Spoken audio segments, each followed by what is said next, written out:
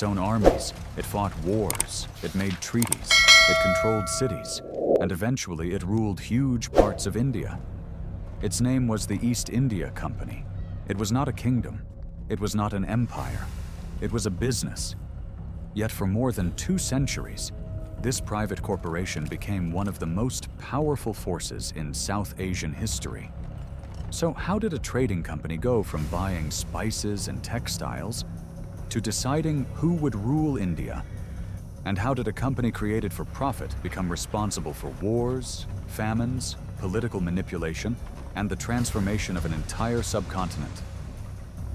This is the story of the East India Company. 045 to 200 Ashapur. Introduction.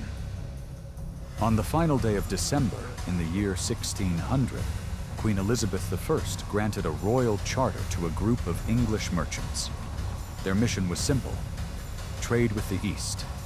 The company was officially known as the Governor and Company of Merchants of London Trading into the East Indies. Today, we know it simply as the East India Company. At first, there was nothing particularly unusual about the idea. European powers were competing for access to the enormous markets of Asia. Indian textiles were highly valued. Spices were worth fortunes in Europe.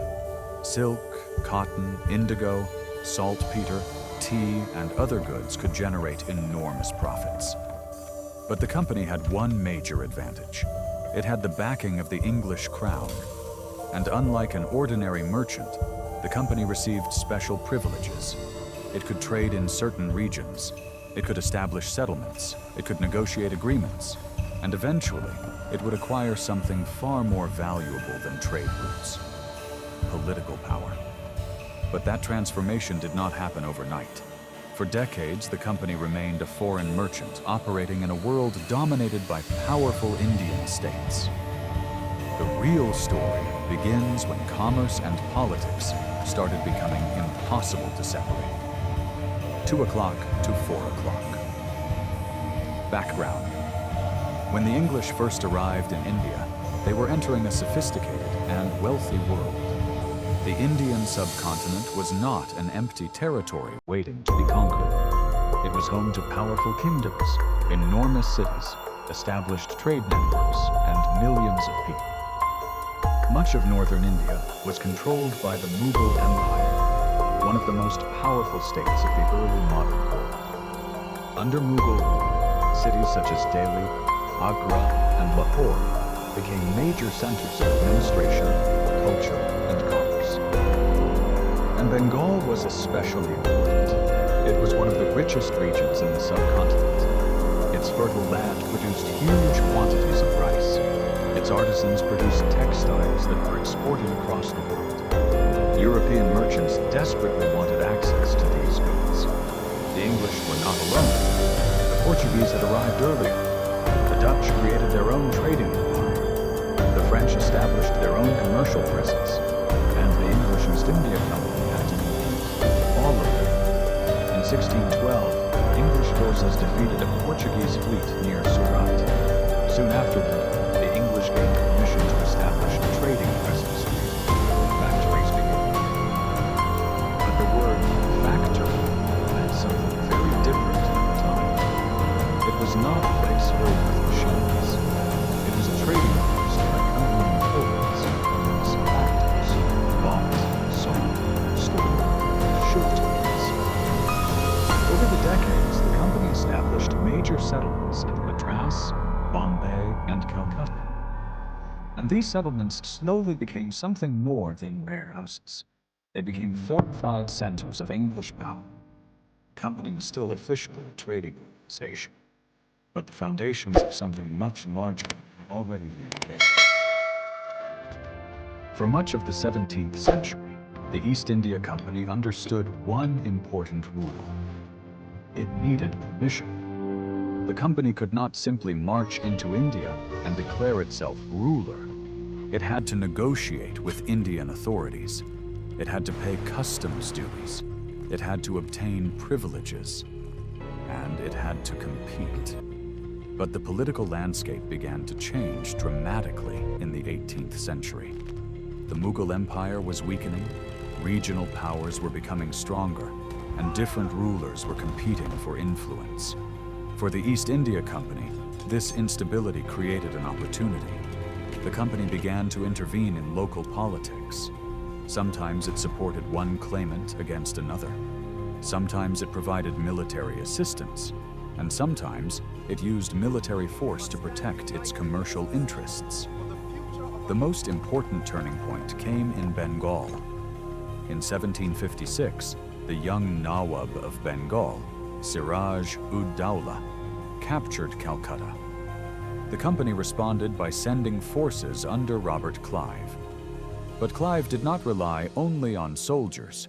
He also relied on political alliances. A secret agreement was made with powerful figures in Bengal who were dissatisfied with Siraj ud-Daulah. Then came the event that would change the history of India: the Battle of Plassey. On June 23, 1757, the forces of Robert Clive faced the army of Siraj ud-Daulah. On paper, the Nawab had the advantage. His army was considerably larger, but numbers were not enough. Several of his commanders did not actively support him during the battle. The fighting ended with Siraj ud-Daulah's defeat. And suddenly, the East India Company was no longer merely a merchant. It had demonstrated that it could determine the political future of one of the richest regions in India. Robert Clive helped install Mir Jafar as Nawab, and the company received enormous financial rewards. This was a turning point, because now the company had discovered something extremely important. Political influence could be even more profitable than trade. 7 o'clock to 10 o'clock. Main story. Part 2. The victory at Plassey did not immediately give the company complete control over Bengal, but it changed the balance of power. The company became increasingly involved in Bengal's politics. And then came another decisive confrontation. In 1764, company forces fought the combined armies of the Nawab of Bengal, the Nawab of Awadh, and the Mughal Emperor at the Battle of Buxar. This time, the company won on the battlefield. The consequences were enormous. In 1765, the Mughal Emperor granted the East India Company the Diwani rights. This gave the company the right to collect revenue in Bengal, Bihar, and Orissa. Think about what that meant. A private corporation was now responsible for collecting taxes from millions of people. The company had discovered a new source of power: revenue. Taxes could finance soldiers. Soldiers could conquer territory. Territory could produce more revenue. And that revenue could finance even more soldiers. It was a cycle that transformed the company into a territorial power. But this transformation came at a devastating human cost. The company had powerful incentives to maximize revenue. Bengal's economy was under enormous pressure. Then, in 1770, a catastrophic famine struck Bengal. Millions died. The exact death toll remains debated, but historians estimate that a very large portion of Bengal's population perished. The famine had multiple causes, including crop failure and ecological conditions, but the company's revenue demands and administrative policies have long been part of the historical debate over how the disaster became so devastating. Meanwhile, the company itself was facing serious financial problems. This created one of the great contradictions of the East India Company's history. The company controlled enormous wealth, yet it was financially unstable. It had armies to maintain, wars to finance, officials to pay, shareholders expecting profits. The British government could no longer ignore it. In 1773, Parliament passed the Regulations.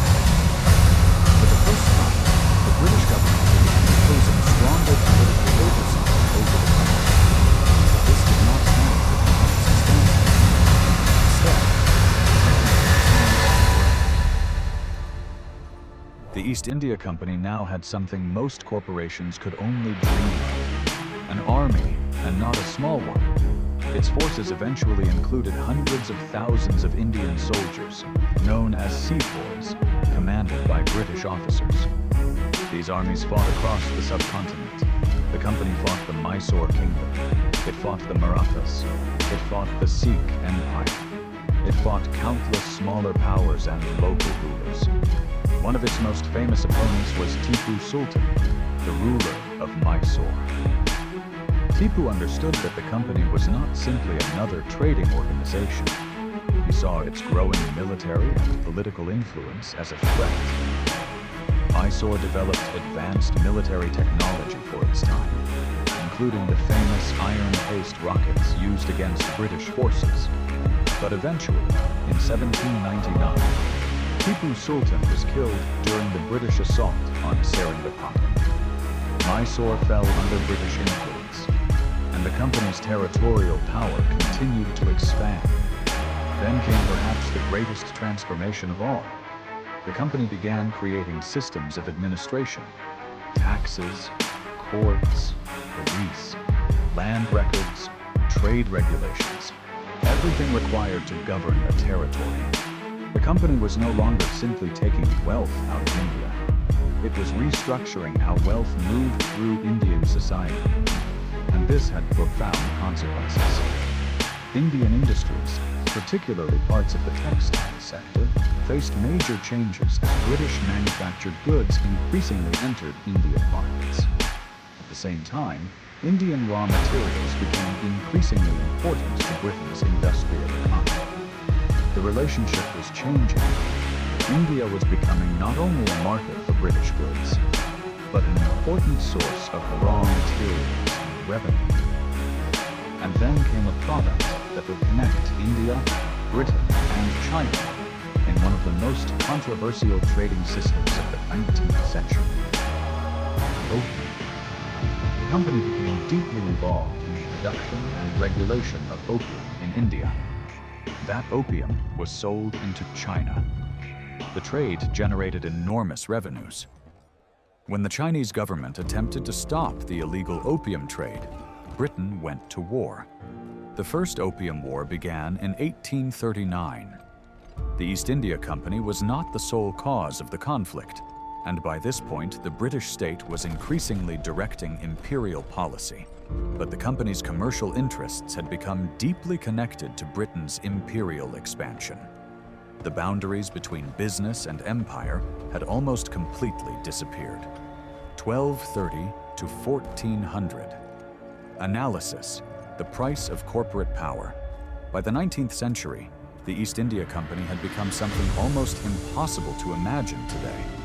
A corporation with its own military forces. A corporation exercising governmental authority. A corporation collecting taxes. A corporation influencing diplomacy. And a corporation controlling vast territories. But the company was not invincible. Its greatest weakness was the same thing that had made it powerful: its dependence on local armies and local populations. In 1857, a massive uprising began among Indian soldiers serving in the company's army. The rebellion quickly spread. Different groups joined for different reasons. Some opposed British political expansion. Some resisted changes to traditional authority. Some were angered by military policies. Others had their own local grievances. The rebellion became a major challenge to British rule. Delhi became a symbolic center of resistance. The fighting was brutal. Both sides committed atrocities. Thousands of civilians were killed. Entire communities were devastated. Eventually, British forces suppressed the uprising. But the rebellion changed everything. The British government had lost confidence in the East India Company's ability to govern India.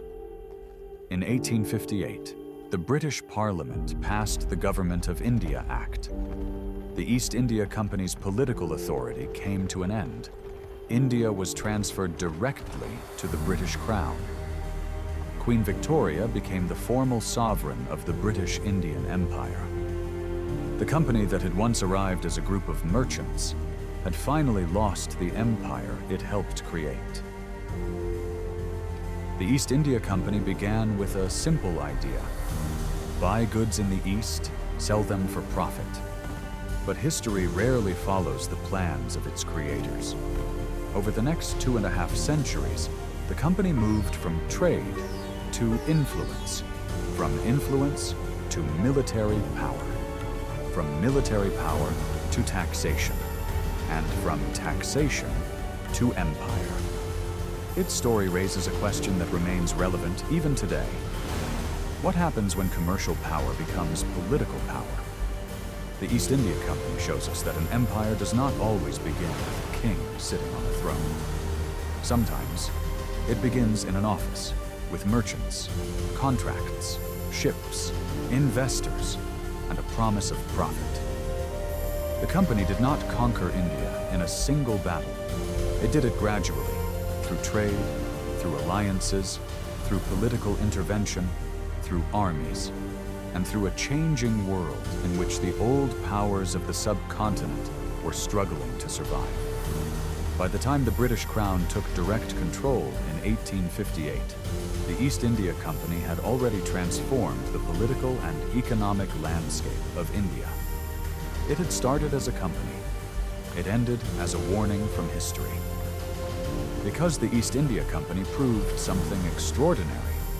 A corporation does not need to be a government to become powerful enough to act like one. And perhaps the most remarkable part of its story is not that a company conquered territory, but that for generations, millions of people lived under the authority of a business whose first purpose was never to rule them. Its first purpose was simply profit.